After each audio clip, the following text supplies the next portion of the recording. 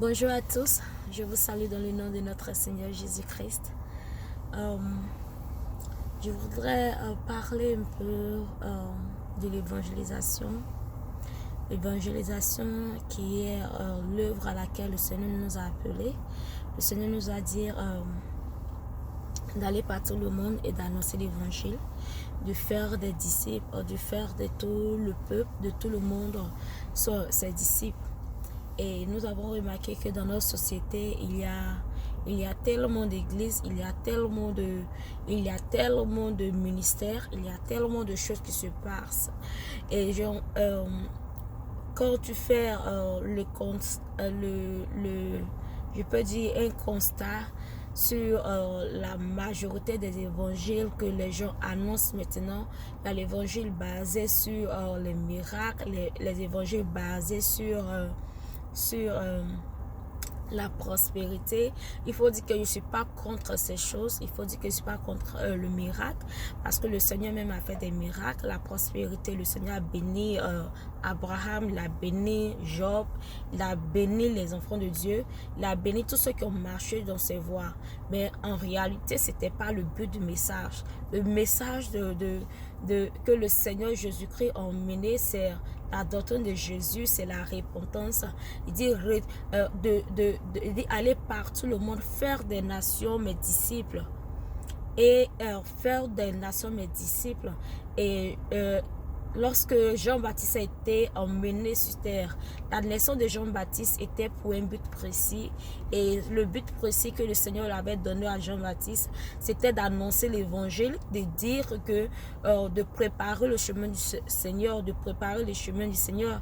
Et la Bible déclare que Jean-Baptiste a été envoyé afin d'envoyer le peuple à la repentance. La repentance qui est basée sur l'œuvre du péché, tout ce qui la repentance, c'est de quitter, de sortir de la mauvaise vie et venir vers marcher dans la droiture. C'est ce que le Seigneur nous appelle.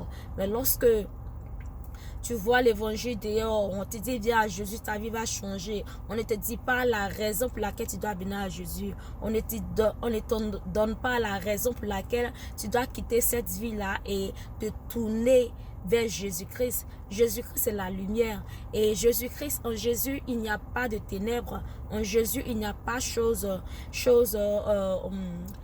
tout ce qui est mondain, il n'y a pas de choses charnelles en Jésus. La Bible déclare que détournez-vous des œuvres des ténèbres à la lumière.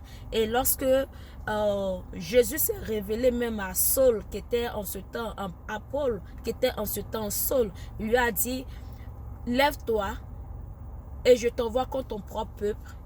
Et t'envoie contre ton propre peuple pour leur dire de se détourner des ténèbres à la lumière qui est Jésus-Christ. Et ce message, nous devons dire que ce message est basé maintenant sur l'œuvre de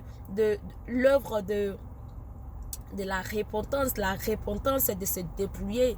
La repentance, c'est de quitter les choses des ténèbres, quitter tout ce que le monde tout ce que ce monde nous offre, tout ce que le monde nous attire à marcher. Genre, c'est comme si, je veux dire que quand tu vois ce monde actuellement, c'est comme si tout l'être humain est basé seulement sur le matériel. Tout est basé sur ce que tu peux avoir sur cette terre. Mais la Bible nous dit que les choses que nous voyons sur cette terre sont vanité. Il faut remarquer, une personne, ok, je vais prendre peut-être un exemple. Je vais prendre un exemple des gens qui ont marqué notre avenir, qui ont pas notre avenir, qui ont marqué l'histoire. On peut dire non, que au niveau de la jeunesse, il y avait Arafat.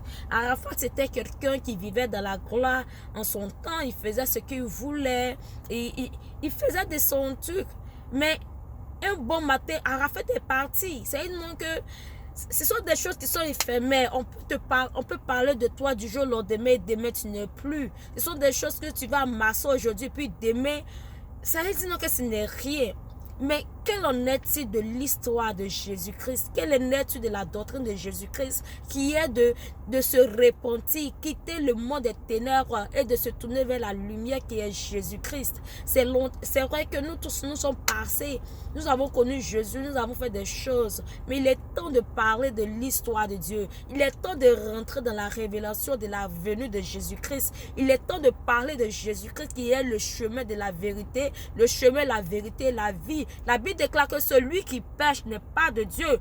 Celui qui pêche n'est pas de Dieu. Celui qui pêche n'est pas de Dieu. Et quand on parle de péché aujourd'hui, maintenant les gens se disent donc le péché dont tout le monde crucifie aujourd'hui, c'est le péché du sexe, c'est le péché de la masturbation, c'est le péché de l'adultère, c'est le péché. Mais il y a plus que ça. Il y a plus que ça. Il y a plus que ces péchés-là.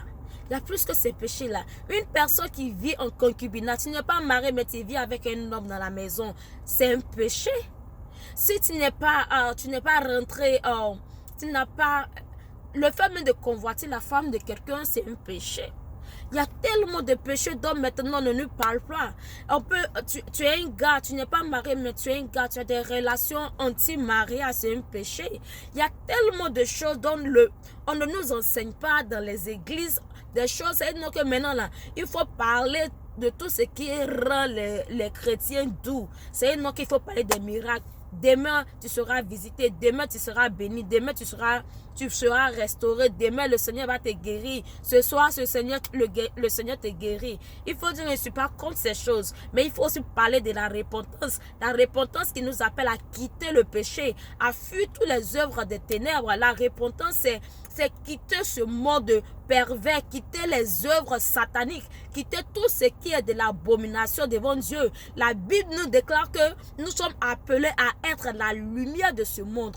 Et c'est la lumière qui est que le Seigneur Jésus-Christ est, si cette lumière va se confondre avec les choses des ténèbres, nous ne sommes plus dans la vérité. La vérité, c'est la lumière. La vérité, c'est Jésus-Christ de Nazareth. Et nous devons regarder cette lumière-là et aller vers de tout notre cœur, abandonner toutes choses et suivre Jésus dans la droiture.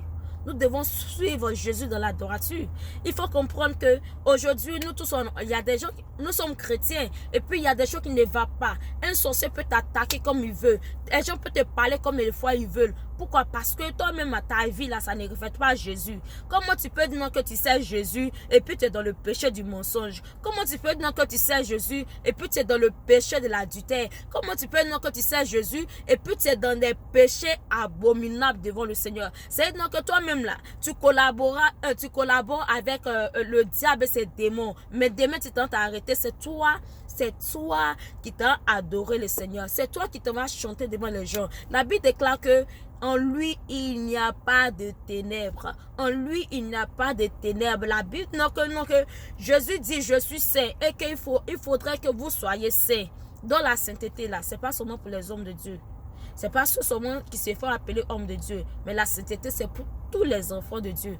Tous ceux qui disent qu'ils veulent servir Dieu. Toi, tu veux servir Dieu. Si tu n'as pas une vie de sanctification, tu n'as pas une vie de consécration, tu n'as pas une vie d'intimité, tu n'as pas une vie où tu te dépouilles chaque jour, où tu combats le bon combat de la foi. Là. Tu as dit non que tu n'es pas de Dieu. La Bible déclare que celui qui pêche, il meurt. Quand la Bible dit que à la fin, le Seigneur dira, arrière de moi, vous qui commettez l'iniquité. C'est non que tu peux faire les miracles, tu peux faire marcher, tu peux même ressusciter des morts. Et puis au dernier jour, le Seigneur va dire qu'il ne te connaît pas.